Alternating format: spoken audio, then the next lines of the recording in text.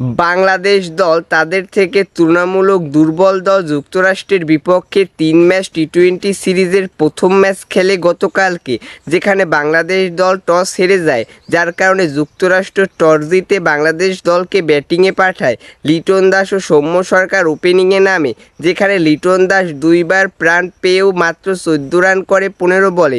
সৌম্য সরকার দারুণ শুরু করলেও ১৩ বলে ২০ রান করে প্যাভিলিয়নে ফিরে যায়। সৌম্য সরকার ৩টি ৪ মারে।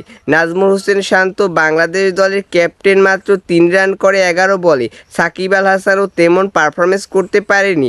সাকিব সে ৬ রান করে ১২ বলে। তাওহিদ হৃদয় ও মাহমুদুল্লাহ রিয়াদ দলের হাল ধরে, যেখানে তাওহিদ হৃদয় ৫৮ রান করে ৪৭ বলে এবং মাহমুদুল্লাহ রিয়াদ ৩৩ রান করে ২২ বলে। তাওহিদ হৃদয় ৪টি ৪ ও ২টি ছক্কা মারে। মাহমুদুল্লাহ রিয়াদও ২টি ৪ এবং ১টি ছক্কা মারে। জাকের আলী অনিক শেষে খেলতে নেমে ৯ রান করে ৫ বলে, যেখানে ছিল ২টি ৪-এর মার, যার কারণে বাংলাদেশ দলের সংগ্রহ দাঁড়ায় ১৫৩ রান। ১৫৪ রানের টার্গেটে যুক্তরাষ্ট্র দাপটের সাথে খেলতে থাকে। বাংলাদেশ দলের বোলারদের তুলোধনা করে, যেখানে মোস্তাফিজুর রহমান ৪ ওভার বল করে ২ উইকেট নেয়, ৪১ রান খরচ করেন।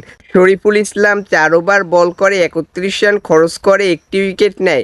রিশাদ হোসেন ২ ওভার বল করে ১৬ রান খরচে ১টি উইকেট নেয়।